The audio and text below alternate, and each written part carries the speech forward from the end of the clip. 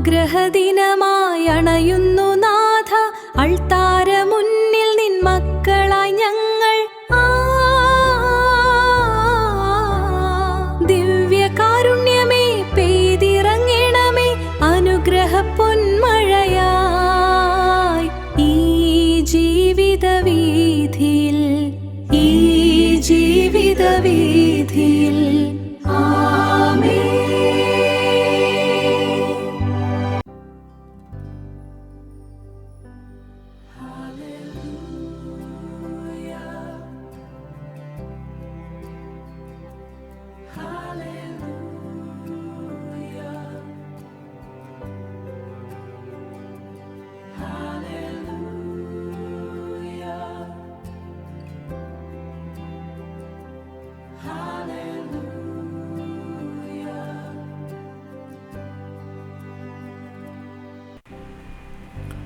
പരിശുദ്ധ പരമദ്വീപികാരുടെ നാഥനായ ഈശോയെ, അങ്ങയുടെ സന്നിധിയിലായിരിക്കുവാൻ ഞങ്ങളെ അനുവദിച്ചതിനെ ഓർത്ത് ഞങ്ങളെ നന്ദി പറയുന്നു. നിൻ്റെ കാരുണ്യം ഞങ്ങളിൽ സമൃദ്ധമായി ചൊരിയണമേ. ഈശോയെ, അങ്ങയുടെ സന്നിധിയെ ഞങ്ങൾ അണഞ്ഞിരിക്കുകയാണ്. ഈ അപ്പത്തിൻ്റെ രൂപത്തിൽ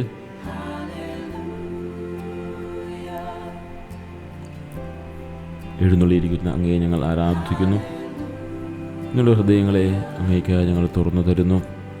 ഈ ആരാധന സമയം ഞങ്ങൾക്ക് വലിയ അനുഗ്രഹമാക്കി മാറ്റണമേ. പ്രിയ സഹോദരങ്ങളെ, യോഹന്നാൻ്റെ സുവിശേഷം 6-35 ബാക്കി നമ്മളിങ്ങനെ വായിക്കുന്നു. ഞാൻ ജീവൻ്റെ അപ്പമാകുന്നു. മത്തായി 11:28 നാം കാണുന്നു, അധ്വാനിക്കുന്നവരും ഭാരം വഹിക്കുന്നവരും എൻ്റെ അടുക്കൽ വരട്ടെ എന്ന്. വരുന്ന ശേഷം നമുക്ക് തമ്പുരാന്റെ സന്നിധിയിൽ പ്രാർത്ഥനയോടെയായിരുന്നു കൊണ്ട് അപ്പമായി നമ്മുടെ മുമ്പിൽ എഴുന്നള്ളിരിക്കുന്ന ദീപികാരുടെ നാഥനെ നമുക്ക് മനസ്സിലാക്കാം, തിരിച്ചറിയാം. ഒരപ്പം അതായിത്തീരുന്നതിന് പലവിധ കാര്യങ്ങളിലൂടെ കടന്നു പോകേണ്ടതുണ്ട്. നമുക്കറിയാമല്ലോ,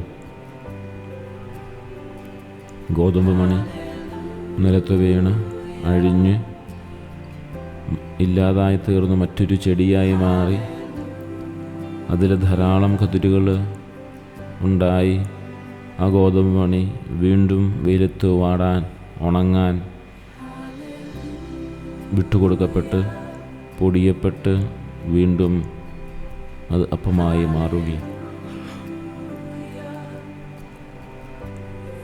ആ അപ്പമാണ്. അതിൽ ചില അപ്പങ്ങൾക്ക് മാത്രമാണ് ഈ ഈശോയുടെ തിരുശരീരമായി അപ്പമായി മാറുവാനായിട്ട് സാധിക്കുക. എല്ലാ അപ്പങ്ങൾക്കും ഈശോയുടെ ശരീരമായി മാറാനായിട്ട് സാധിക്കുന്നില്ല. ഈശോയുടെ രക്തമായി മാറാനായിട്ട് സാധിക്കുന്നില്ല. ഈശോ തന്നെയായി മാറാനായിട്ട് സാധിക്കുന്നില്ല എന്നുള്ളതാണ്. നമ്മുടെ ജീവിതത്തിലും പലപ്പോഴും വലിയ സങ്കടങ്ങളും വേദനകളൊക്കെ ഉണ്ടാകുമ്പോഴും ഒക്കെ ഒരു കാര്യം പ്രത്യേകമായിട്ട് ഓർക്കേണ്ട കാര്യം ഇതാണ്. അതൊരു പൊടിയപ്പെടലാണ്, അതൊരു തകർക്കപ്പെടലാണ്. എന്തിനാണ്? ഈശോയുടെ അപ്പമായി തീരുവാൻ, ഈശോ തന്നെയായി തീരുവാൻ, ഈശോയ്ക്ക് വസിക്കുന്ന ഒരു ഇടമായി തീരുവാനുള്ള ഏറ്റവും മനോഹരമായ സമയമാണ്. അതുകൊണ്ട് നമ്മുടെ വേദനകളും സങ്കടങ്ങളും എല്ലാം നമുക്ക് സമർപ്പിക്കാം. നമ്മുടെ സ്വപ്നങ്ങൾ നമുക്ക് സമർപ്പിക്കാം. കർത്താവേ, ഞങ്ങളുടെ സ്വപ്നങ്ങൾ പലതും പൊടിഞ്ഞ് ഇല്ലാതായി തീരുന്നുവെന്ന് ഞങ്ങൾ മനസ്സിലാക്കുന്നു. പക്ഷേ ആ പൊടിഞ്ഞില്ലാതായി തീരിൽ നിന്നും കൂട്ടിച്ചേർക്കപ്പെടുന്ന ഒരു സമയമുണ്ട്. അത് നിൻ്റെ കൂടെയുള്ള സമയമാണ്. ആ സമയത്തിനായി ഞങ്ങൾ കാത്തിരിക്കുന്നു ഈശോയെ. ആ കൂടിച്ചേരലിനായിട്ട് ഞങ്ങൾ കാത്തിരിക്കുകയാണ്. അത് വെറുമൊരു കൂടിച്ചേരൽ മാത്രമല്ല, അൾത്താരയിൽ സമർപ്പിക്കപ്പെടുന്ന ഏറ്റവും മനോഹരമായൊരു കൂടിച്ചേരൽ.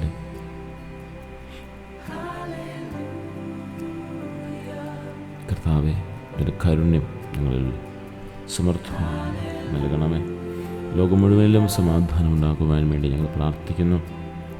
യുദ്ധങ്ങൾ അവസാനിക്കുന്നതിന് വേണ്ടി ഞങ്ങൾ പ്രാർത്ഥിക്കുന്നു. രോഗികളായി കഴിയുന്നവർക്ക്, ഏകാന്തം അനുഭവിക്കുന്നവർക്ക് അങ്ങയുടെ സ്വാതന്ത്ര്യം ലഭിക്കാൻ വേണ്ടി ഞങ്ങൾ പ്രാർത്ഥിക്കുന്നു. കഷ്ടത അനുഭവിക്കുന്ന കുടുംബങ്ങൾക്ക് വേണ്ടി, തൊഴിൽരഹിതരായ യുവജനങ്ങൾക്ക് വേണ്ടി ഞങ്ങൾ പ്രാർത്ഥിക്കുന്നു. കർത്താവേ, മനുഷ്യരുടെ മാനസാന്തരത്തിന് വേണ്ടി പ്രത്യേകമായി പ്രാർത്ഥിക്കുന്നു. എൻ്റെ ഈശോയെ,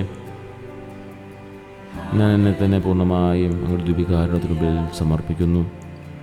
എൻ്റെ ശരീരവും ആത്മാവും പരിപൂർണമായി സമർപ്പിക്കുന്നു. ചെയ്യണമേ, കരുണയായിരിക്കണമേ.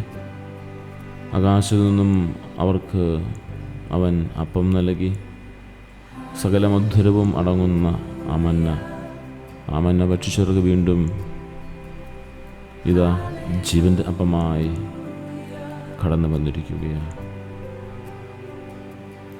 ദൈവമേ, ഞങ്ങളുടെ പീഡാനുഭവത്തിൻ്റെ സ്മരണയ്ക്കായി അത്ഭുതകരമായ കുദാശ ഞങ്ങൾക്ക് നൽകിയല്ലോ. അങ്ങയുടെ തിരുശരീരത്തങ്ങളാവുന്ന ദിവ്യരഹസ്യം വണങ്ങുന്ന ഞങ്ങളിൽ രക്ഷയുടെ ഫലം എപ്പോഴും അനുഭവിക്കുവാൻ കൃപ നൽകണമേ. നിത്യമായി ജീവിച്ചു വാഴുന്ന അങ്ങയുടെ പക്കൽ ഞങ്ങളെല്ലാം അപേക്ഷകളും സമർപ്പിക്കുന്നു. ഞങ്ങളുടെ മേ കരുണയായിരിക്കണമേ, ഞങ്ങളുടെ നിയോഗമേ കരുണയായിരിക്കണമേ. ഞങ്ങൾ പ്രാർത്ഥിക്കുവാനായ ആരെല്ലാം ഞങ്ങളോട് പ്രാർത്ഥന സഹായം ആവശ്യപ്പെട്ടിരിക്കുന്നു, അവരെല്ലാം പ്രാർത്ഥനകളും നിയോഗങ്ങളും സമർപ്പിച്ച് പ്രാർത്ഥിക്കുന്നു. കൃപയായിരിക്കണമേ, കരുണയായിരിക്കണമേ.